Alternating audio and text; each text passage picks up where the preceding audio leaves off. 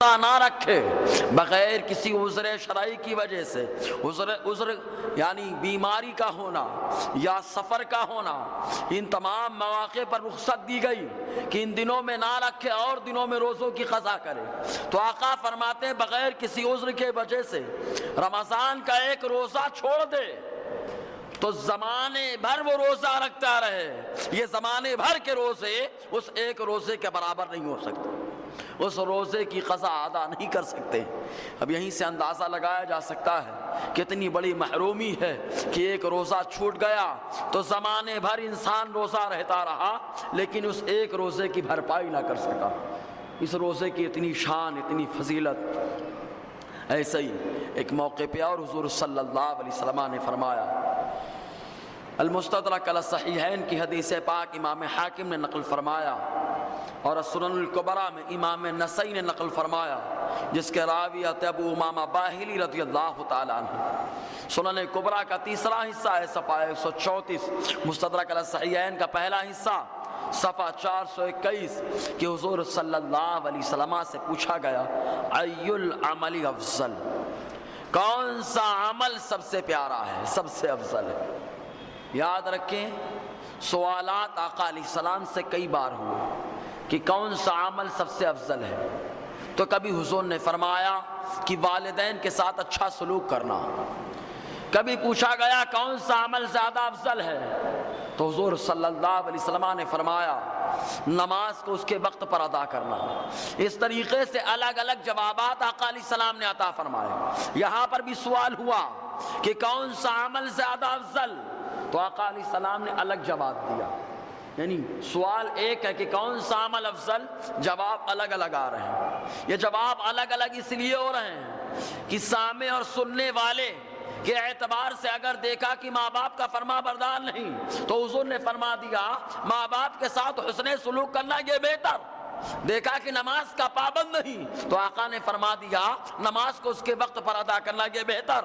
اور اس کے بعد جب روزے کا معاملہ آیا تو حضور صلی اللہ علیہ وسلم سے پوچھا گیا کون سا عمل سب سے افضل ہے، آقا فرماتے علیک بالصوم، اے ابو امامہ باہلی سن لو، تم اپنے اوپر روزے کو لازم قرار دے دو، یہ عمل سب سے بہتر ہے، روزے کو لازم پکڑ لو، یہ عمل تمہارے لیے سب سے بہتر ہے۔ فإنہ لا عدل لہ، آقا فرماتے اس لیے کہ روزے کے برابر کوئی عمل نہیں ہو سکتا اور واقعتاً نہیں ہو سکتا۔ افضلیت کی اور بات ہے کہ نماز افضل عبادات ہے لیکن روزے کے مقابلے میں اس اعتبار سے نہیں ہو سکتی نماز، کس اعتبار سے کہ تمام نیکیوں کا بدلہ اللہ تعالیٰ عطا فرماتا ہے، جنت ہے، لیکن روزے کا بدلہ خالق جنت پروردگار عالم، اس اعتبار سے روزے کا موازنہ کوئی عبادت نہیں کر سکتی۔ بہرکیف ایسے ہی ایک موقع پر حضور صلی اللہ علیہ وسلم سے پوچھا گیا، آقا علیہ السلام بیان فرماتے ہیں الاستذکار کی حدیث پاک علامہ عبد البر علیہ رحمت و رضوان نے نقل فرمایا، 10واں حصہ صفحہ 104، جس کے راوی حضرت ابو ہریرہ رضی اللہ تعالیٰ عنہ یہ بیان فرماتے ہیں کہ حضور نے فرمایا من افطر یوما من رمضان قویا متعمدا لم یجزہ صیام الدہر بین صامہ، حضور صلی اللہ علیہ وسلم فرماتے ہیں جو رمضان کا ایک روزہ چھوڑ دے، کیسے چھوڑے، قویاً ایک دم طاقتور ہے، تندرست ہے، ایک دم تندرست ہے، طاقتور ہے، توانا ہے، متعمدن جان بوجھ کر، تو آقا فرماتے ہیں زمانے بھر وہ روزہ رکھتا رہے لیکن اس روزے کی بھرپائی نہیں ہو سکتی۔ تو زمانے بھر روزہ رکھتا رہے، اگر جان بوجھ کر چھوڑا روزہ رمضان کا تو زمانے بھر کا روزہ اس ایک روزے کی برابری نہیں کر سکتا۔ اور کتنی محرومی کی بات ہے کہ جنت میں الگ الگ دروازے ہیں، ہر آدمی ہر دروازے سے جائے گا، نمازی کو نماز کے دروازے سے بلایا جائے گا، زکوٰۃ دینے والے کو زکوٰۃ کے دروازے سے، حج کرنے والے کو حج کے دروازے سے، روزے دار کو ایک اور دروازہ جسے ریان کہا جاتا ہے اس سے بلایا جائے گا۔ تو حضرت ابوبکر صدیق سے حضور فرما رہے تھے، ابوبکر صدیق نے عرض کیا حضور ان تمام دروازوں سے کون داخل ہوگا؟ نمازی نماز کے راستے سے، دروازے سے، روزے دار روزے کے دروازے سے، حج کرنے والا حج کے دروازے سے، لیکن ان تمام دروازوں سے کون داخل ہوگا؟ اے ابو بکر، ان تمام دروازوں سے داخل ہوگا وہ کوئی اور نہیں ہے، تم ہو۔ آقا علیہ السلام نے فرمایا ابو بکر تم داخل ہوگے، جنت کا ہر دروازہ خواہش کرے گا ابو بکر میرے اندر سے داخل ہو جائے۔ تو ریان دروازہ کیا ہے؟ ریان بس خالی سن لی ایک دروازہ ہے جس سے روزے دار داخل ہوں گے، لیکن اس دروازے کی شان کیا ہے، اس کا مقام کیا ہے، ذرا اندازہ لگائیں۔ بخاری کی حدیث پاک، مسلم کی، ترمذی، ابن ماجہ، غز کی تمام کتب حدیث میں جو ہے رمضان کے بیان میں حدیث ملتی ہے جس کے راوی حضرت سہل ابن سعد ساعدی رضی اللہ تعالیٰ عنہ یہ بیان فرماتے ہیں کہ حضور صلی اللہ علیہ وسلم نے فرمایا للصائمین باب فی الجنہ یقال له الریان۔ حضور نے فرمایا روزے داروں کے لیے ایک دروازہ جنت میں ہے جس کو ریان کہا جاتا ہے، اور یہ ریان دروازہ کیا؟ آقا فرماتے لا يدخل فیہ احد غیرہ، روزے دار کے علاوہ کوئی اس دروازے داخل ہی نہیں ہو سکتا۔ اگر کسی کو پرمیشن ہے تو روزے دار ہے، روزہ رکھو دروازے کا پرمیشن مل جائے گا، پرمٹ مل جائے گی، اور اگر روزہ نہیں رکھا تو ریان دروازے داخل ہونے کی اجازت نہیں۔ آقا فرماتے روزے دار داخل ہوگا، فَإِذَا دَخَلَ آخِرُهُ، جب آخری روزے دار سب داخل ہو چکے ہوں گے، آخری روزے دار بچے گا وہ داخل ہوگا، اغلق، اس دروازے کو بند کر دیا جائے گا۔ وَمَن دَخَلَ فِيهِ شَرِبَ، اور جو آدمی ریان سے داخل ہوگا وہ پانی پیے گا۔ وَمَن شَرِبَ لَمْ يَظْمَأْ أَبَدًا، اور جو ریان سے داخل ہو کر پانی پیے گا آقا فرماتے وہ کبھی پیاسا نہ ہوگا، وہ کبھی پیاسا نہ ہوگا۔ یہ ہے ریان دروازہ کہ روزے دار اس سے داخل ہو جائے تو پانی پیے، ایسا پانی پیے کہ کبھی اس کو پیاس نہ لگے۔ حضور صلی اللہ علیہ وسلم روزے داروں کی اس کی بشارت دے رہے ہیں نا۔ تو جو آدمی روزہ نہیں رکھتا ہے تو ظاہر سی بات ہے ریان دروازے اس کا پرمیشن تو ختم، اجازت تو ختم، لیکن جس نے اجازت لے لی وہ کبھی پیاسا نہیں ہوگا۔ ارے دنیا کی پیاس آئے گی چلی جائے گی، وقتی ہوگی، پیاس بجھ جائے گی، لیکن اگر آخرت میں پیاسا رہ گیا تو کبھی پیاس نہیں بجھے گی، اور جو آخرت میں جس کی پیاس بجھ گئی تو ہمیشہ کے لیے پیاس بجھ جائے گی۔ مطلب جس کی پیاس نہیں بجھے گی وہ جہنم میں گیا، اور جس کی پیاس بجھ گئی وہ جنت کا حقدار بن گیا۔ ایک حدیث پاک میں آیا، حضرت انس بن مالک رضی اللہ تعالیٰ عنہ بیان فرماتے ہیں، السنن والاحکام، تیسرا حصہ صفحہ 397، جس کے راوی خادم رسول حضرت انس بن مالک رضی اللہ تعالیٰ عنہ یہ بیان فرماتے ہیں رمضان آ گیا، اور جب رمضان آتا تو حضور رمضان کے فضائل بہت بیان فرماتے تھے۔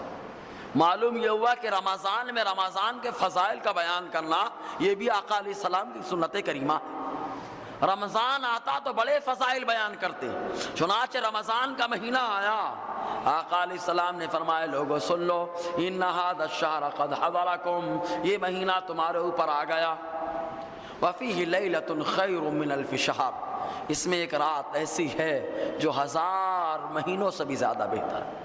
1000 مہینہ ہم کو ملے کہ نہ ملے معلوم نہیں، نصیب میں ہے کہ نہیں معلوم نہیں، لیکن ایک رات آقا فرماتے ہیں کہ وہ 1000 مہینے سے زیادہ بہتر ہے۔ من حرمها فقد حرم الخیر کلہ ولا يحرم خیرها الا کل محروم۔ حضور فرماتے ہیں جو اس کی فضیلت اور اس کی بھلائی سے محروم ہو گیا وہ تمام بھلائیوں سے محروم ہو گیا۔ جو اس کی بھلائی نہ پا سکا وہ تمام بھلائیوں کو نہ پا سکا، اور اس کی بھلائی وہی نہیں پا سکتا ہے۔ آقا فرماتے جو آدمی محروم ہوگا، حقیقت میں محروم وہ آدمی ہے جو اس کی بھلائی نہ پا سکے، اور شب قدر رمضان میں جو اس کی بھلائی پالے تو آقا فرماتے ہیں وہ آدمی تمام بھلائی کا پانے والا۔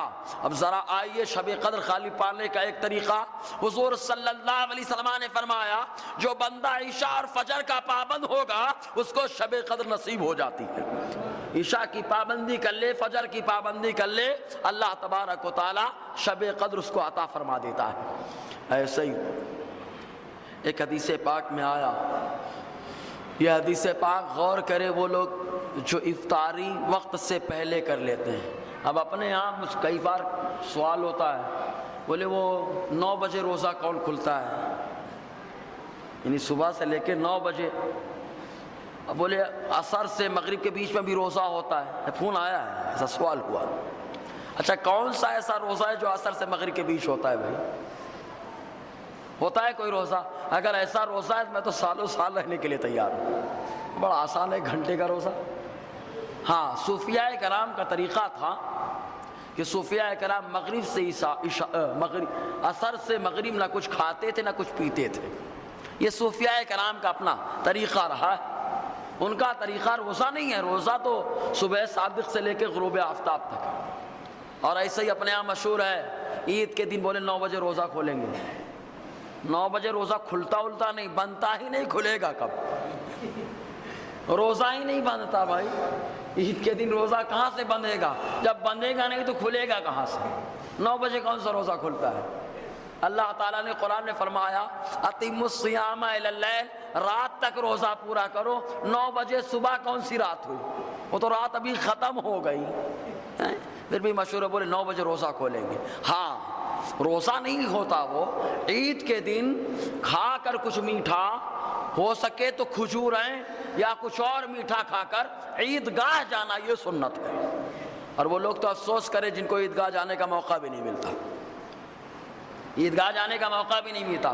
اللہ نے ایسے شہر میں پنجتن پاک کا صدقہ عطا فرمایا. 5 عیدگاہیں تو ہماری الحمدللہ، 5 یا 6 جتنی بھی ہیں، بہرحال 5 ہے تو پنجتن کا صدقہ ہے، اور 6 ہو جائے تو غریب نواز کا صدقہ ہے. ہم تو ہر عدد کو نسبتی نکال لیتے ہیں. امام محمد رضا کے نام پہ ہے، کہیں مفتی اعظم کے نام پہ ہے، کہیں امام احمد اشرف کے نام پر ہے، اور کہیں الحمدللہ آگے بڑھیں گے تو اور بھی مل جائیں گے. آپ بیکن شاہ ہے، کلو کٹی 5 ہو گئی ماشاءاللہ. اب تو سبحان اللہ کہہ دے یار. ہم سنیوں کے لیے پنجتن پاک کا صدقہ مالے گاؤں میں مل رہا ہے نا الحمدللہ. تو عیدگاہ جانا سنت ہے. اب بتاؤ عیدگاہ پہنچے نہیں تو کیا ہوگا؟ ہاں بارش کا موسم ہو، بوڑھے ہوں، کمزور ہوں، ان کے لیے اجازت ہے کہ محلے کی مسجد میں عید کی نماز پڑھائی جائے. بوڑھوں کے لیے. اب نوجوان کون سا بوڑھا ہو گیا، کون سا بچہ ہو گیا، کون سا بیمار ہو گیا، دھوپ نکلی ہے، کون سی بارش آ گئی، عیدگاہ چلے نا. وہ مدینہ طیبہ، وہ مسجد نبوی کہ جہاں پر بندہ 1 رکعت نماز پڑھے تو اللہ تبارک و تعالیٰ 50,000 رکعتوں کا ثواب عطا فرمائے. تو 2 رکعت نماز پڑھیں گے تو 1,00,000 کا ثواب ملتا ہے. کیا وجہ تھی کہ حضور صلی اللہ علیہ وسلم نے مسجد نبوی کو چھوڑا اور جنگل میں تشریف لے گئے؟ جنگل میں تشریف لے گئے. معلوم یہ ہوا عیدگاہ کی نماز عیدگاہ پر پڑھنا یہ آقا علیہ السلام کو پسند ہے، حضور صلی اللہ علیہ وسلم کو پسند ہے. ہاں کمزوروں کے لیے، بوڑھوں کے لیے، بیماروں کے لیے، بچوں کے لیے اگر محلے کی مسجد میں عید کی نماز ہوتی ہے تو یہ بھی حدیث سے ثابت ہے کہ حضرت علی نے اپنے زمانے میں مسجد کوفہ میں جو جامع مسجد تھی وہاں پر عید کی نماز کی جماعت کا اہتمام فرمایا تھا. بچے پڑھ لیں گے، بوڑھے پڑھ لیں گے اور کمزور پڑھ لیں گے. اور بارش ہو جائے تو بھی اپنی مسجدوں میں پڑھنا. یا آقا علیہ السلام کی سنت کریمہ کہ ایک بار حضور کے زمانے میں بارش ہو رہی تھی تو حضور صلی اللہ علیہ وسلم نے نماز عید مسجد نبوی میں ادا فرمائی. مہر کہف درود پاک پڑھیں صلی اللہ النبی المی کی وآلہ صلی اللہ علیہ وسلم. صلاۃ و سلام علیک یا سیدی یا رسول اللہ صلی اللہ تعالیٰ علیہ وسلم. تو جو روزہ پہلے کھول لیتے ہیں، جو کھول لیتے ہیں پہلے رکھتے ہیں لیکن وقت سے پہلے کھول لیے، ان کی کیا سزا؟ اور جو نہ رکھتے ہی نہیں وہ بھی اندازہ کریں کہ رکھ کے کھول دیا، توڑ دیا تو کیا سزا، اور جو رکھتا ہی نہیں اس کی کیا سزا، دونوں اندازہ کریں. یہ حدیث پاک مستدرک الصحیحین کے اندر ہے. صفحہ پہلا حصہ صفحہ 430. اور چونکہ اس سے ایک عقیدے کی بات بھی نکلتی ہے، عقیدت کی بات نکلتی ہے کہ کچھ لوگوں نے کہا خواب صرف 3 دن کے بعد بیان کرنا چاہیے. خواب کتنے دن کے بعد بیان کرنا چاہیے؟ اور حدیث کے سمجھدار بھی اپنے آپ کو کہتے ہیں. یہ حدیث میں سنا رہا ہوں، اگر ان کی کان تک آواز پہنچ جائے تو کیا کہنا. اور حدیث کے سند کے بارے میں پہلے بتا دوں. امام حاکم نے کہا ھذا حدیث صحیح علی شرط مسلم ولم یخرجہ. یہ حدیث صحیح ہے امام مسلم کی شرط پر. امام مسلم کے جو شرائط ہیں ان شرائط کے مطابق یہ حدیث بالکل صحیح ہے، لیکن نہ امام بخاری نے لکھا ہے نہ امام مسلم نے لکھا ہے۔ کیا ہے حدیث پاک جس کے راوی آتے ابو امامہ باہلی رضی اللہ تعالیٰ نے فرماتے ہیں سمعت رسول اللہ صلی اللہ علیہ وسلم یقول بینما انا نائم اتانی رجلان فاخذا بضبعی فاتیا بی جبلا وعرا فقال اسعد۔ آقا علیہ السلام کا طریقہ کار یہ تھا کہ فجر کی نماز پڑھتے صحابہ کی طرف رخ کرتے اور پوچھتے کہ کیا تم میں سے کسی نے خواب دیکھا ہے؟ اگر کوئی صحابی خواب دیکھتا تو حضور کو خواب بتاتا اور آقا علیہ السلام اس کی تعبیر بیان فرماتے، اور اگر کوئی خواب نہیں دیکھتا تو حضور صلی اللہ علیہ وسلم خود ہی اپنا خواب بیان کرنے لگتے کہ آج میں نے ایسا ایسا خواب دیکھا۔ اور یاد رکھیں نبی کا جو خواب ہوتا ہے، ترمذی کی حدیث پاک کہ نبی کا جو بھی خواب ہوتا ہے وہ وحی الہی ہوا کرتا ہے، اللہ کی طرف سے وحی ہوتی ہے۔ تو آقا علیہ السلام بیان فرماتے ہیں اپنا خواب کہ میں سو رہا تھا، دو آدمی آ گئے میرے پاس اور دونوں نے میرے بازوؤں کو پکڑا اور پکڑنے کے بعد ایک سخت پہاڑ کے پاس لے کے گئے، ایک بلند سخت پہاڑ تھا اس کے پاس لے کر کے گئے اور لے جانے کے بعد کا اسعاد چڑھ جائیے۔ حضور صلی اللہ علیہ وسلم فرماتے ہیں انی لا اطیقہ، ارے سو کے آ رہا ہوں کہاں سے چڑھوں اس کے اوپر، کیسے چڑھوں اس کے اوپر؟ تو ان لوگوں نے کہا کہ ہم آسان کر دیں گے، ہم آپ کی مدد کر دیں گے۔ یا آقا علیہ السلام خالی امت کو سمجھانے کے لیے، ورنہ اللہ نے اتنی طاقت دی ہے کہ قرآن اگر پہاڑ پر اترتا وہ ریزہ ریزہ ہو جاتا، مصطفیٰ کے سینے پہ اترا تو دوسرے لوگ بھی اس کو محفوظ کر رہے ہیں۔ یہ اتنی طاقت ہے آقا علیہ السلام کے اندر، لیکن امت کو بتانے کے واسطے کہ آقا فرماتے کیسے چڑھوں میں؟ تو ان لوگوں نے کہا ہم آپ کی مدد کریں گے، چڑھیں تو صحیح۔ حضور فرماتے میں چڑھ گیا، جب پہاڑ کی چوٹی پر پہنچا برابر تو وہاں بڑی آوازیں آ رہی تھی، بڑا شور و غوغا تھا، بڑی چلاہٹ تھی۔ آقا فرماتے ما هذه الاصوات، ارے بتاؤ یہ کیسی آوازیں ہیں؟ حضور کو معلوم ہے پھر بھی پوچھ رہے ہیں، معلوم ہے پھر بھی پوچھ رہے ہیں، میں بتا چکا ہوں پوچھنے میں بڑی راز ہے۔ آقا نے فرمایا کیسی آوازیں ہیں؟ ان لوگوں نے کہا ہادی اوعاء اہل النار، ارے جہنمیوں کی آوازیں ہیں، یہ جہنمیوں کی آواز۔ حضور فرماتے پھر مجھے لے جایا گیا، میں چلتا رہا، پھر میں نے دیکھا کچھ لوگوں کو الٹا لٹکا دیا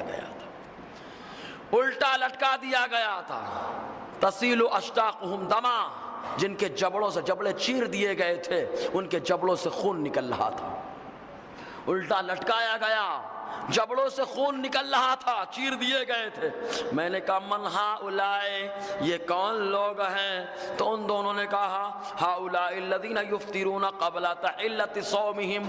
حضور فرماتے ہیں ان دونوں نے بتایا یہ وہ لوگ ہیں جن کو الٹا لٹکایا گیا، جبڑوں کو چیر دیا گیا اور اس سے خون نکل رہا ہے، یہ وہ لوگ ہیں کہ روزے کا وقت نہ ہوتا تھا، افطاری کا وقت نہیں ہوتا تھا، وقت سے پہلے ہی روزہ کھول لیا کرتے تھے، وقت سے پہلے روزہ کھول لیا کرتے تھے۔ اب اندازہ لگائیں جو وقت سے پہلے روزہ کھول لیتے ہیں ان کو الٹا لٹکایا گیا، جبڑے چیر دیے گئے، خون نکل رہا تھا، اور جو آدمی روزہ ہی نہ رکھتا اس کا حال کیا ہوگا، اس کا انجام کیا ہوگا؟ تو حضور صلی اللہ علیہ وسلم نے بیان فرمایا آگے، اور بڑی لمبی حدیث پاک، حضور پورا خواب دیکھ کر کے آئے۔ اس کے بعد صحابہ نے پوچھا وہ دونوں کون تھے؟ آقا نے فرمایا میرے دونوں وزیر جبرائیل و میکائیل تھے، جبرائیل و میکائیل تھے۔ ارے آقا اگر سیر کرنا چاہیں تو اللہ تعالیٰ ملائے اعلیٰ سے فرشتوں کے سردار کو بھیجتا کہ آپ ان کے ساتھ سیر کریں بیر کے۔ تو حضور صلی اللہ علیہ وسلم نے بڑے اچھوتے انداز میں جو اس کو سمجھایا، اللہ تعالی ہمیں سمجھنے کی توفیق عطا فرمائے۔ کمانا زندگی بھر ہے، اللہ تبارک و تعالی آخرت کمانے کی توفیق عطا فرمائے، آخرت اپنے حبیب کے صدقے ہم لوگوں کو بنانے والا بنائے۔ اب یہاں پہ چند باتیں اور ہوتی ہیں، کبھی کبھی ایسا ہوتا ہے نا کہ جیسے روزہ ہے، اب روزے کے موقع پر پیاس تو خوب لگتی ہے، ظاہر سی بات ہے دھکالے کا پیریڈ ہے، پیاس نہ لگے تو روزہ نہیں کیسے معلوم پڑے؟ جو روزہ نہیں رکھتا ہے وہ اس کی حالت خراب ہو جاتی ہے، اور جو روزہ رکھ کے بہرحال روزے دار ہے۔ ہم کو تو کربلا کے اس منظر کو یاد کرنا چاہیے کہ امام حسین رضی اللہ تعالی عنہ نے کئی دنوں کا روزہ رکھا اور پھر بھی شہید ہوئے، ایسے شہید ہوئے کہ جام کوثر کے مالک بن گئے، حوض کوثر کے مالک بن گئے، ہے نا؟ تو اللہ تعالی ہمیں ویسا جذبہ عطا فرمائے، صبر کی تلقین عطا فرمائے۔ تو جو بندہ پیاس برداشت کرتا ہے اس کی کیا شان ہوتی ہے روزہ رکھ کر۔ حضور صلی اللہ علیہ وسلم بیان فرماتے ہیں، جس کے راوی حضرت عبداللہ ابن عباس رضی اللہ تعالیٰ عنہ بیان فرماتے ہیں کہ حضور صلی اللہ علیہ وسلم نے حضرت ابو موسیٰ اشعری رضی اللہ تعالیٰ عنہ کو ایک سمندری سریہ میں روانہ فرمایا۔ سریہ اس جماعت کو کہا جاتا ہے جس کو جنگ کرنے کے لیے آقا علیہ السلام نے بھیجا ہو لیکن خود تشریف نہ لے گئے ہوں، تو سریہ کو آقا علیہ السلام نے بھیجا۔ صحابہ کرام جا رہے تھے اور ایک زبردست رات آئی، کالی رات، سمندری سفر ہو اور اندھیرا گھوپ ہو تو حالت خراب ہوتی ہے، لیکن یہ صحابہ جن کے واسطے اللہ تعالیٰ سمندروں کو بھی مسخر فرما دیتا ہے، دشت تو دشت ہے دریا بھی نہ چھوڑے ہم نے، بحر ظلمات میں دوڑا دیے گھوڑے ہم نے، یہ وہ صحابہ کی جماعت ہے۔ چنانچہ ایک دم کالی رات تھی، ایک پکارنے والا پکار رہا تھا، اے کشتی پہ سوار لوگوں سن لو، میں تم کو خبر دیتا ہوں کہ جو بندہ اللہ کے لیے اپنے اوپر کوئی فیصلہ نافذ کرے۔ اتنی آواز آئی، خاموشی چھا گئی۔ اتنی آواز آئی کہ جو بندہ اپنے اوپر اللہ تعالیٰ کا کوئی فیصلہ نافذ کرے، اتنی آواز آئی، خاموشی چھا گئی۔ حضرت ابو موسیٰ اشعری بیان فرماتے ہیں، چنانچہ ہم نے کہا اے خبر دینے والے خبر دے اگر تو خبر دے رہا ہے۔ پھر آواز آئی ہاتف غیبی سے، اے وہ بندے، اے کشتی والے، سن لو، جو بندہ اپنے اوپر اللہ تعالیٰ کا کوئی فیصلہ نافذ کرے اور فیصلہ نافذ کرنے کے ساتھ ساتھ کوئی بندہ اللہ کی راہ میں اپنے آپ کو پیاسا رکھے، سقاہ اللہ یوم العطش، تو وہ اللہ کی راہ میں اپنے آپ کو پیاسا رکھتا ہے، وہ محشر کا دن جب ساری مخلوق پیاسی ہوگی تو اللہ تعالیٰ ایسے پیاسے آدمی کو سیراب فرما دے گا۔ یعنی دنیا میں پیاسے رہے تو محشر میں رب جو ہے پیاس بجھا دے گا۔ تو جس نے روزہ رکھا، راہ خدا میں رکھا، پیاس کو برداشت کیا، دنیا کی پیاس کو برداشت یہ کر رہا ہے، اللہ تعالیٰ محشر میں اس کو سیراب فرمائے گا، اللہ تعالیٰ محشر میں پلائے گا۔ یہی وجہ کہ امام حسین نے یہی ذہن دیا کہ راہ خدا میں پیاسے رہے، اللہ تعالیٰ نے ان کو سیراب فرما دیا، اللہ تعالیٰ نے ان کی پیاس کو بجھا دیا۔ ایسے ہی حضور صلی اللہ علیہ وسلم نے اور بہت ساری باتیں اس کے تعلق سے ارشاد فرمائی۔ دیکھیے گرمی میں اگر کوئی روزہ رکھتا ہے، جیسے اب ہم لوگ تو گرمی میں بارش کا کرم ہے کہ اللہ تعالیٰ بارش برسا رہا ہے، ورنہ دھکالا اتنا کہ حالت ہو جائے خراب۔ اللہ تعالیٰ ہم سب کو روزے کی طاقت عطا فرمائے۔ تو جو بندہ گرم میں روزہ رکھتا ہے اس کے تعلق سے شعب الایمان کی حدیث پاک ہے، حضرت عبد الرحمن ابن ابو بکر صدیق کے بیٹے اور حضرت ماں عائشہ صدیقہ رضی اللہ تعالی عنہ کے بھائی، یہ ان کا داخلہ ماں عائشہ صدیقہ کے پاس ہوا عرفہ کے دن۔ کس دن داخلہ ہوا؟ اپنے یہاں دو عرفہ منائے بیٹھے ہم لوگ، نہیں بنائے؟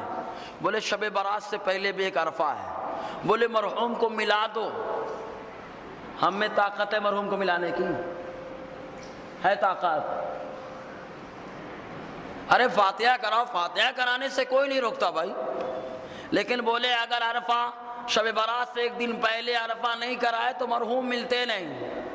ارے یار نیک اگر وہ ہیں تو اللہ جیسے ہی بدن سے روح نکلتی ہے اپنے سارے رشتہ داروں سے جا کے ملاقات کرتے ہیں، نیک ہے۔ حدیث پاک میں آیا یہاں تک کہ ایک صحابی نے حضور کو سلام کہلوایا ہے، حضور کو سلام کہلوایا، جا کے آقا کو میرا سلام کہہ دینا۔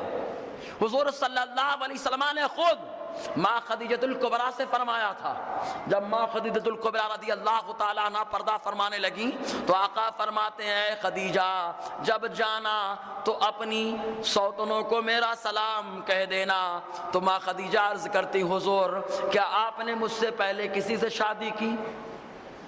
حالانکہ کسی سے شادی نہیں کی تھی، تو حضور نے فرمایا میرا سلام کہہ دینا۔ انہوں نے کہا کہ آپ نے مجھ سے پہلے کسی سے شادی کی؟ حضور صلی اللہ علیہ وسلم نے فرمایا میں نے تو نہیں کی، لیکن اللہ تعالیٰ نے 3 عورتوں سے میرا نکاح فرما دیا۔ پہلی خاتون حضرت مریم رضی اللہ تعالی عنہا، اور دوسری خاتون حضرت موسیٰ کی بہن کلثوم، اور تیسری خاتون حضرت آسیہ رضی اللہ تعالی عنہن۔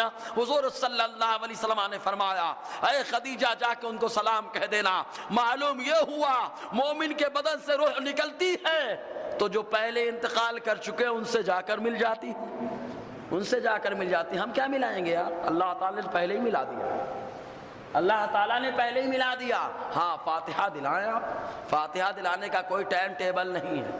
الحمدللہ میں تو خود ہر نماز میں کوشش کرتا ہوں الفاتحہ بولتا ہوں تاکہ بندہ 3 بار قل اللہ الحمد شریف پڑھ لے اور اپنے مرحومین کو اصحال ثواب کر لے۔ فاتحہ یہ فاتحہ دے، کوئی مسئلہ نہیں ہے اس میں۔ تو عرفہ کے دن، تو عرفہ صرف ایک ہے اور وہ بھی بقرعید سے 1 دن پہلے 9 تاریخ بقرعید کی، وہی ایک عرفہ ہے کہ جس کے بارے میں آقا نے فرما دیا ارے جو عرفہ کا روزہ رکھ لے اللہ تعالیٰ سال بھر روزہ رکھنے کا ثواب عطا فرماتا ہے۔ 1 روزہ سال کے برابر ہے۔ اور اس کو عرفہ بھی کیوں کہتے ہیں؟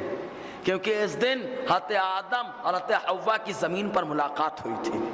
ملاقات کی وجہ سے جہاں پر ملاقات ہو گئی اس میدان کو میدان عرفات کہا گیا، اور جس دن ملاقات ہو گئی اس دن کو عرفہ کہا گیا، کیونکہ عرفہ مانے ملاقات اور پہچان، آپس میں پہچان ہوئی، ملاقات ہوئی، اس بنا پہ عرفہ ہوا، وہ ملاقات ہوئی۔ تو حضرت عبد الرحمن ابن ابو بکر صدیق رضی اللہ تعالی عنہما ماں عائشہ صدیقہ کے پاس گئے عرفہ کے دن، اور وہ بہت گرمی کا دن تھا، بڑی کڑاکے کی گرمی پڑ رہی تھی، اور ماں عائشہ صدیقہ امت کی ماں جن کی شان میں اللہ نے قرآن نازل فرمایا، جن کی پارسائی کو رب نے اجاگر فرمایا، اندازہ لگائیں جن کی پارسائی رب بیان کرتا ہو وہ کتنی پارسا ہوں، وہ کتنی عظمت والی ہوں گی۔ انہوں نے روزہ رکھا تھا اور اپنے اوپر پانی چھڑک رہی تھی، پانی کا چھڑکاؤ کر رہی تھی، گرمی زیادہ تھی، پانی کا چھڑکاؤ۔ تو حضرت عبد الرحمن ابن ابو بکر صدیق رضی اللہ تعالی عنہما نے فرمایا ارے بہن روزہ توڑ دو، روزہ توڑ دو، حکم دینے کے لیے نہیں ہے۔ ماں عائشہ صدیقہ کا امتحان امت کے سامنے تھا، امت کو ذہن دینا تھا، اس لیے کہا تھا توڑ دو، کیونکہ وہ تو جانتے تھے توڑنے والے لوگ نہیں، یہ تو جوڑنے والے ہیں، یہ تو ساری دنیا کو جوڑنے والے ہیں۔ تو کہا روزہ توڑ دو۔ ماں عائشہ صدیقہ نے فرمایا میں کیسے توڑ دوں؟ وقد سمعت رسول اللہ صلی اللہ علیہ وسلم یقول ان صوم عرفہ یکفر العام الذی قبلہ، ارے میں کیسے روزہ توڑ دوں جبکہ میں نے پیارے آقا علیہ السلام کو فرماتے ہوئے سنا کہ جب بندہ عرفہ کا روزہ رکھتا ہے تو عرفہ اپنے سے پہلے والے سالوں میں جو گناہ ہوئے ہیں ان تمام گناہوں کو مٹا دیا کرتا ہے۔ ارے ایک روزہ رکھا عرفہ کا گرمی میں اللہ تعالیٰ تمام گناہوں کو مٹا دیتا ہے۔ ارے جب نفلی روزہ تمام گناہوں کو مٹاتا ہے تو رمضان کا روزہ تو فرض ہے۔ خود حدیث پاک میں آقا فرماتے ہیں ایک رمضان دوسرے رمضان کے درمیان جتنے گناہ ہوتے ہیں ان تمام گناہوں کو یہ رمضان مٹا دیا کرتا ہے، یہ تمام گناہوں کو رمضان مٹا دیتا ہے۔ رمضان عطا اسی لیے ہوا کہ بندہ گنہگار تھا تو اللہ تعالیٰ اس کے صدقے میں صاف ستھرا بنا دیا۔ ایسے ہی حضور صلی اللہ علیہ وسلم نے بڑے اچھوتے انداز میں اس کی شان اور اس کی عظمت کو اجاگر فرمایا۔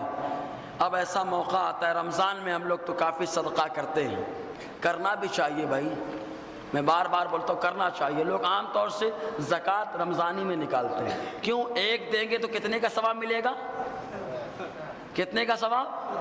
ایک دیں گے 70 کا ثواب، لیکن رمضانی میں آپ دیے اور ضرورت پڑ گئی کسی کو تو بیچ میں بھی دے دو، کیونکہ مومن کی جو مدد کرتا ہے حدیث پاک میں آقا فرماتے ہیں رمضان میں دیے 70 ملا، اور جب مومن کو ضرورت پڑ گئی بیچ میں دے دیا۔ حضور فرماتے جو بندہ اپنے مومن بھائی کی مدد کرتا ہے اللہ تعالیٰ اس بندے کی مدد فرماتا ہے نا۔ بیچ میں ضرورت پڑ جائے تو بیچ میں بھی دو، کیونکہ جب بیچ میں دو گے اگرچہ 70 نہیں ملا لیکن اللہ تعالیٰ مددگار ہوگا، اس کا وعدہ حضور نے فرما دیا ہے نا۔ تو صدقہ خیرات کرنا چاہیے۔ ایک حدیث پاک میں آیا، معاذ ابن جبل رضی اللہ تعالیٰ عنہ بیان فرماتے ہیں کہ حضور صلی اللہ علیہ وسلم نے فرمایا، حدیث سننے سے پہلے جی چاہتا ہے ایک مرتبہ ہر آدمی جھوم جھوم کر درود پاک پڑھے، صلی اللہ علیہ نبی الامی وآلہ صلی اللہ علیہ وسلم صلاۃ و سلام علیک یا سیدی یا رسول اللہ صلی اللہ تعالیٰ علیہ وسلم۔ اور جمعہ کے دن میں خاص طور سے مسافر کے ٹائم پہ آپ دیکھنا، مجھے ہمیشہ میں یغفر اللہ لنا ولکم پڑھتا ہوں، لیکن جمعہ کو درود پڑھتا ہوں، اس کی وجہ آج بتا دیتا ہوں۔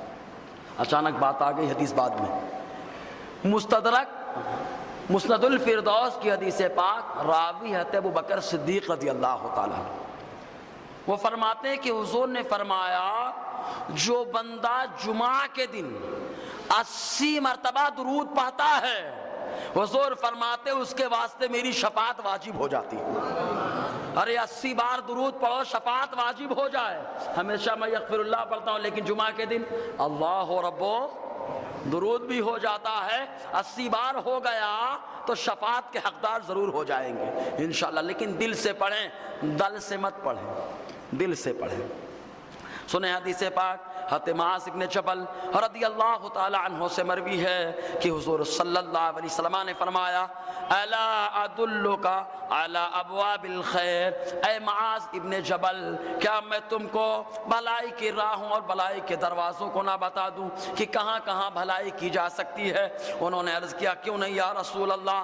حضور نے ارشاد فرمایا یاد رکھو الصوم جنہ، روزہ ڈھال ہے۔ ایک حدیث پاک میں آتے عثمان غنی فرماتے ہیں حضور نے فرمایا روزہ ڈھال ہے کہ جیسے ڈھال جہاد کے میدان میں دشمن کے وار سے روکے، ویسے ہی روزہ تمام مصائب و آلام سے بندوں کی حفاظت کرے، تمام مصیبتوں سے روزہ حفاظت کرتا ہے۔ اس کے بعد آقا فرماتے روزہ ڈھال ہے، وَالصَّدَقَةُ تُطْفِئُ الْخَطِيئَةَ كَمَا يُطْفِئُ الْمَاءُ النَّارَ۔ آقا فرماتے صدقہ تم کرتے ہو، یہ صدقہ تمہاری تمام خطاؤں کو ایسے ہی ختم کر دیتا ہے جیسے پانی آگ کو ختم کر دیتا ہے۔ پانی ڈال دو آگ ختم ہو جائے تو ایک دم آگ ٹھنڈی ہو جاتی ہے، اپنی صفت بھول جاتی ہے، آگ ختم ہو گئی۔ تو اسی انداز میں جو بندہ صدقہ خیرات کرتا ہے، صدقہ یہ کرتا ہے، اللہ تعالیٰ اس کے تمام خطاؤں کو معاف فرما دیتا ہے نا۔ تو رمضان میں صدقہ خیرات بھی ہم لوگ کرتے ہیں الحمدللہ۔ ایسے ہی ایک حدیث پاک میں یوں آیا کہ حضور صلی اللہ علیہ وسلم بیان فرماتے، جس کے راوی خادم رسول حضرت انس ابن مالک رضی اللہ تعالیٰ عنہ فرماتے سئل النبی صلی اللہ علیہ وسلم ای الصوم افضل بعد رمضان، اے اللہ کے نبی صلی اللہ علیہ وسلم رمضان کے بعد کون سا روزہ افضل ہے؟ رمضان کے بعد کون سا روزہ افضل ہے؟ حضور فرماتے ہیں شعبان لتعظیم رمضان، ارے شعبان کے مہینے کا روزہ رکھو رمضان کے استقبال کے لیے، تعظیم کے لیے۔ رمضان کی تعظیم اور استقبال میں شعبان کا روزہ رکھنا رمضان کے بعد سب سے افضل روزہ حضور نے فرمایا۔ اس کے بعد پوچھا گیا فَأَيُّ الصَّدَقَةِ افضل، اے اللہ کے نبی کون سا صدقہ افضل؟ آقا فرماتے صدقۃ فی رمضان، ارے وہ صدقہ جو بندہ رمضان میں دیا کرتا ہے۔ رمضان کا صدقہ تمام صدقوں سے افضل ہوا کرتا ہے۔ اسی لیے تو اب صدقہ میں نے بار بار بتایا، روپیہ پیسہ ہی خرچ کرنے کا نام صدقہ نہیں ہے، نیک کام کرنا یہ بھی صدقہ ہے، نیک طریقے سے سنت طریقے سے کھانا یہ بھی صدقہ ہے۔ ارے اور تو اور ذرا آگے بڑھیں گے تو معلوم یہ ہوگا رمضان میں ہم تو خالی سحری اور افطاری کرتے ہیں نا، ایسے ہی نا معاملہ، سحری اور افطاری کرتے ہیں، لیکن حلال کریں یہ سحری افطاری۔ یاد رکھیں فقہا بیان فرماتے اللہ تبارک و تعالی روزے محشر سحری میں جو کھانا کھایا گیا اور جو افطاری میں کھانا کھایا گیا دونوں کھانوں کا حساب نہیں لے گا، ہے نا۔ تو رمضان میں کھائے سحری اور افطاری تو حساب ہی نہیں، سحری اور افطاری میں کھائے تو حساب نہیں اپنے یہاں، لیکن مشہور کیا عید کے دن پہنو تو حساب نہیں، اس کا حساب دینا پڑے گا، لیکن سحری اور افطاری کا حساب نہیں ہوتا ہے۔ یہیں سے اندازہ لگائیں صوفیاء کرام کیوں روزہ رکھتے تھے کہ سحری کھاتے ہیں افطاری کرتے ہیں، کیوں؟ تاکہ اللہ تبارک و تعالیٰ روزے محشر ہمارے کھانے کا حساب نہ لے، کیونکہ سحری افطاری کا حساب نہیں ہوگا۔ ایسے ہی حضور صلی اللہ علیہ وسلم نے اور بہت ساری باتیں ارشاد فرمائے۔ رمضان میں ہم لوگ توبہ استغفار بھی کیا کریں، ایک بار کریں توبہ، استغفر اللہ ربی من کل ذنب واتوب الیہ، ایک بار اور دل سے استغفر اللہ ربی من کل ذنب واتوب الیہ، استغفر اللہ ربی من کل ذنب واتوب الیہ۔ تو توبہ استغفار جو بندہ کرتا ہے رمضان میں، اس کی بھی کیا شان ہوتی ہے۔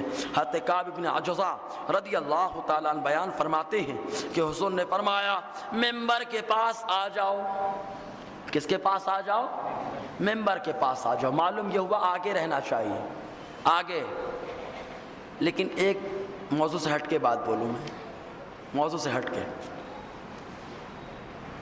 افطاری کر کے آپ گھر سے آتے ہیں نا، گھر سے پہلے بولے ہاں یا نا، افطاری کر کے آتے ہیں مسجد میں کائے کے لیے آئے؟ زور سے بولو نا یار۔ نماز کتنی ہے؟ 3 رکعت ہے کہ 7 رکعت ہے؟ کھانا سامنے رکھا تھا، بھوک بھی لگی تھی، سب کچھ تھا، لیکن ٹھوکر مارا کہا نماز پہلے۔ نماز کے لیے بھاگ کے آئے، کیڑے کیا کہتے ہیں کیچڑ میں دوڑ کے آئے، پانی میں دوڑ کے آئے نماز کے واسطے، لیکن امام نے سلام پھیرا، اب دوڑے نماز چھوڑ کے کس کے واسطے؟ نہیں، غلط بات ہے نا۔ 3 رکعت پڑھ کے اتنی محنت سے آئے ہو تو 4 رکعت اور پڑھ کے چلے جاؤ، کیونکہ نفل آپ پڑھو گے اللہ تعالیٰ فرض کے برابر ثواب عطا فرمائے گا۔ کیوں چھوڑ رہے اس کو؟ کھانا تو ہے 4 منٹ میں کیا ہو جائے گا؟ یہاں تک گھر تک بیڑی پیتے پیتے 4 منٹ ہو جاتا ہے، چائے پیتے پیتے 4 منٹ ہو جاتا ہے، 4 منٹ اور لگا دو نا مسجد میں یار۔ پڑھیں گے نا انشاءاللہ پوری نماز، مغرب پوری پڑھ کے جائیں، آئے کھانا چھوڑ کے تو پوری نماز پڑھ کے جائیں۔ تو سنیں حدیث پاک، استغفار جو بندہ کرتا ہے تو حضور صلی اللہ علیہ وسلم نے فرمایا ممبر کے قریب آ جاؤ۔ ممبر کے قریب جب لوگ آئے تو حضور صلی اللہ علیہ وسلم ممبر پہ چڑھنے لگے، پہلی پیتری پر پیر رکھا، زبان سے نکلا آمین، پھر اس کے بعد حضور نے دوسری پیتری پر پیر رکھا تو کہا آمین، تیسری پیتری پر پیر رکھا تو پھر آقا علیہ السلام نے فرمایا آمین۔ جب اترے تو صحابہ نے عرض کیا یا رسول اللہ لقد سمعنا منک اليوم شیئا ما كنا نسمع۔ اللہ کے نبی صلی اللہ علیہ وسلم، آج تو ہم نے ایسی بات آپ کی زبان سے سنی ہے، اس سے پہلے ہم نے کبھی سنی نہیں۔ آمین حضور کی زبان سے کبھی نہیں سنا؟ آمین تو ہمیشہ سنا ہے، لیکن ممبر پہ چڑھتے ہوئے آمین کہنا یہ نہیں سنا، یہ پہلی بار سنا، ورنہ آمین تو آقا علیہ السلام ہمیشہ کہتے رہے، آمین تو بار بار سنا ہے لیکن یہ نہیں سنا۔ تو کہا حضور اس کی وجہ کیا؟ تو آقا فرماتے میں ممبر پہ چڑھ رہا تھا، ان جبرائیل علیہ السلام عرض علی، جبرائیل نے مجھ سے عرض کر دیا، ممبر پر چڑھتے ہوئے جبرائیل نے عرض کر دیا کیا؟ کہا اللہ کے نبی صلی اللہ علیہ وسلم من ادرک رمضان فلم یغفر لہ، ارے وہ آدمی بہت دور ہو گیا جنت سے کہ جس کو رمضان تو ملا اور اللہ تعالیٰ نے اس کے گناہ کو معاف نہیں کیے، یعنی ایسا کام نہیں کیا کہ گناہ معاف ہو جائے، وہ جنت سے بہت دور ہو گیا۔ حضور نے کہا آمین، پھر دوسری پہ رکھا، کہا بعودا من ذکرتا، سنی خوش ہو جائے، بعودا من ذکرتا عنده فلم يصلی علیہ، وہ بھی جنت سے بہت دور ہو گیا جس کے پاس آپ کا ذکر کیا جائے اور وہ آپ پر درود نہ پڑھے۔ اب تو درود پڑھ دو یار، صلی اللہ علیہ صلی اللہ علیہ وسلم، صلاۃ و سلام علیک یا سیدی یا رسول اللہ۔ تو آقا علیہ السلام نے فرمایا پہلے موقع پر بخشش نہ ہوئی رمضان میں تو وہ جنت سے دور ہو گیا۔ حضور نے کہا آمین اور دوسرے پیتری پر پیر رکھا، انہوں نے کہا کہ جو درود آپ پڑھنا پڑے ذکر کے وقت وہ بھی جنت سے دور ہو گیا۔ آقا فرماتے آمین، پھر اس کے بعد تیسری پیتری پر پیر رکھا تو وہ آتے جبرائیل نے کہا وہ جنت سے دور ہو گیا جس نے اپنے ماں باپ کو بڑھاپے میں پایا اور جنت کو واجب نہ کیا۔ حضور فرماتے آمین۔ اس سے تو مسئلہ نکلا کہ رمضان میں بخشش کی دعا کرے تاکہ اللہ تعالی ہمارے گناہوں کو معاف فرما کر جنت کا حقدار بنا دے۔ استغفر اللہ ربی من کل ذنب واتوب الیہ، استغفر اللہ ربی من کل ذنب واتوب الیہ۔ ایک بات قابل غور، اچھا حضور بڑے ہیں کہ جبرائیل؟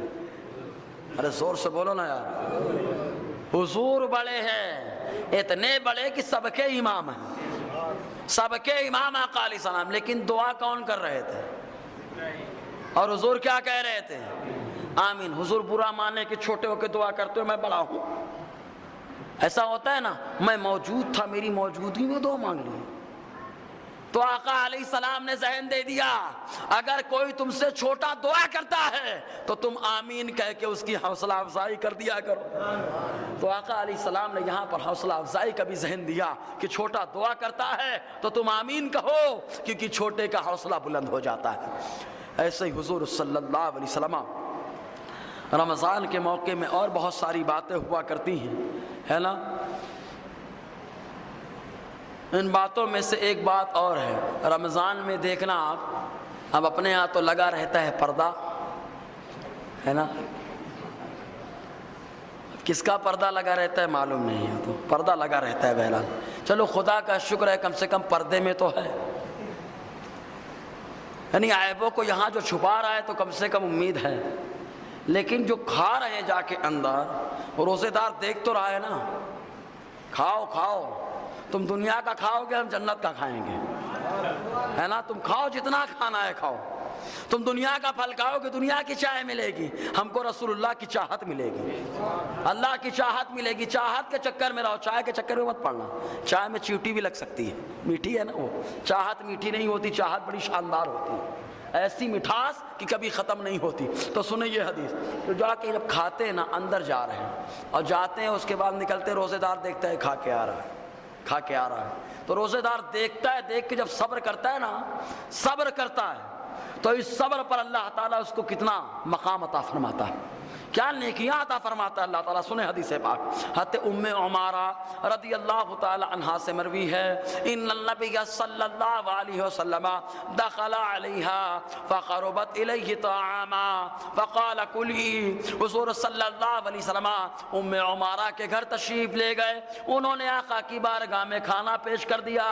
معلوم یہ ہوا کہ گھر میں مہمان آئے تو کھانا پیش کر دینا، پانی پیش کر دینا، یہ صحابہ کا طریقہ رہا. انہوں نے حضور کی بارگاہ میں کھانا پیش کر دیا. حضور صلی اللہ علیہ وسلم نے فرمایا، اے ام عمارہ تم ہی کھا لو. انہوں نے عرض کیا، حضور انی صائمہ، میں روزے دار ہوں. آقا نے فرمایا، سن لو، ان الصائم اذا اکل عنده صلت علیہ الملائکۃ حتی یفرغوا. آقا علیہ السلام فرماتے ہیں، روزے دار کے پاس جب کوئی کھاتا ہے تو وہ کھانے والا کھاتا رہتا ہے، اللہ کے مقدس فرشتے روزے دار کی بخشش کی دعا کرتے رہتے ہیں. مقدس فرشتے بخشش کی دعا کرتے ہیں. فرشتے وہی کرتے ہیں جو رب کہتا ہے، تو بخشش کی دعا کرنے کو رب کہتا ہے تو روزے دار کے سامنے کھایا جائے تو روزے دار کی بخشش کی دعا کرنے کو اللہ تعالیٰ کہتا ہے اور فرشتے کیا کرتے ہیں. ایک حدیث پاک میں یوں آیا، حضرت سلیمان ابن بریدہ رضی اللہ تعالیٰ عنہ سے مروی ہے، یہ اپنے والد بریدہ اسلمی سے بیان فرماتے ہیں کہ حضرت بلال رضی اللہ تعالیٰ عنہ، جن کی قسمت میں تمام مومنوں کی جان قربان، حضور کی بارگاہ میں آئے. یہ نفلی روزہ تھا. کون سا روزہ تھا؟ نفلی روزہ. آقا علیہ السلام کی پاس آئے، حضور صلی اللہ علیہ وسلم کچھ تناول فرما رہے تھے. حضور کچھ تناول فرما رہے تھے. حضرت بلال کو دیکھا، حضور نے فرمایا، الغداء یا بلال، بلال کھانا مطلب کھاؤ گے؟ حضرت بلال نے عرض کیا، انی صائم یا رسول اللہ، اللہ کے نبی صلی اللہ علیہ وسلم میں روزے دار ہوں. حضور مسکرانے لگے. مسکراتے ہوئے ارشاد فرمایا، ناکل رزقنا وفضل رزق بلال فی الجنہ. آقا فرماتے ہیں، ارے ہم لوگ اپنی روزی دنیا میں کھا رہے ہیں لیکن بلال روزہ رکھتے ہیں، ان کی روزی کی فضیلت اللہ تعالیٰ نے جنت میں رکھی ہے. تو روزے دار کی روزی کی فضیلت اللہ تعالیٰ جنت میں رکھتا ہے. اس کے بعد حضور نے ارشاد فرمایا، اے بلال کیا تم نے اس بات کا احساس کیا کہ جب تم روزہ رکھتے ہو، یا بلال ان الصائم یسبح عظامہ ویستغفر له الملائکۃ ما اکل عنده. اے بلال کیا تم نے اس بات کا احساس کیا کہ جب تک تمہارے سامنے کھایا جاتا ہے تم روزہ رکھتے ہو تو تمہارے انگلیوں کی جوڑ اللہ کی پاکی بولتے ہیں اور فرشتے وہ بھی تمہاری بخشش کی دعائیں کرتے ہیں. ہے نا. معلوم یہ ہوا کہ حضرت بلال نے احساس کر لیا تھا تسبیح کا, تبھی تو حضور نے فرمایا کیا احساس ہوا. ایک تسبیح کے حوالے سے ایک حدیث پاک یاد آئی, حضرت عثمان غنی رضی اللہ تعالیٰ عنہ سے مروی ہے, بیان فرماتے ہیں کہ آقا علیہ السلام نے کچھ کنکریاں اپنے ہاتھوں میں لیں, وہ تسبیح پڑھ رہی تھی. حضور نے ابو بکر صدیق کو عطا کی, تسبیح پڑھ رہی تھی. عمر کو عطا کی, وہ بھی تسبیح پڑھ رہی تھی. اور حضرت عمر نے حضرت عثمان غنی کے ہاتھوں میں دیا تو بھی وہ اللہ کی پاکی بول رہی تھی. معلوم یہ ہوا کہ وہ پتھر جس کے اندر زبان نہیں ہے مصطفیٰ کے ہاتھ میں آ جائے تو وہ پتھر بھی ایسے بولے کہ مصطفیٰ بھی سن لے, صحابہ کرام بھی سن لے. ارے جو پتھروں کی آواز کو سنتا ہے وہ بلا شبہ غلاموں کی آواز کو بھی سنتا ہے نا, غلاموں کی آواز کو بھی سنتا. ایک حدیث ہمیشہ ان لوگوں پہ حجت رہے گی, دلیل رہے گی کہ جو کہتے ہیں مصطفیٰ سنتے نہیں, لیکن بریلی کا تاجدار تو سماعت میں سلام پیش کر رہا ہے. ہم یہاں سے پکارے وہاں وہ سنے مصطفیٰ کی سماعت پہ لاکھوں سلام. یہ حدیث سب کے لیے حجت ہے. ابو داؤد شریف, آقا علیہ السلام نے فرمایا سن لو تم لوگ جہاں کہیں بھی ہو سلام پیش کیا کرو, کیونکہ جب تم سلام کرتے ہو میری روح واپس آتی ہے. آقا نے کیا فرمایا, جہاں کہیں ہو سلام پیش کیا کرو. تم سلام کرتے ہو میرا مولا میری روح کو واپس کرتا ہے اور میں خود اس کے سلام کا جواب دیتا ہوں. اب بتائیں یہ حدیث تو ایک دم صاف صاف ہے کہ مصطفیٰ سب کے سلام کا جواب دے رہے ہیں اور سماعت بھی کر رہے ہیں. ہم غلاموں کی قسمت اچھی ہے کہ ہم سلام کرتے ہیں, میرے آقا جواب دیتے ہیں. بہرکیف دوران گفتگو جو غیر شرعی کلمات نکلے ہوں میں توبہ کرتا ہوں. استغفر اللہ ربی من کل ذنب واتوب الیہ. اشہد ان لا الہ الا اللہ واشہد ان محمدا عبدہ ورسولہ. جو لوگ سنت نہ پڑھے سنت پڑھ لے. السلام علیکم.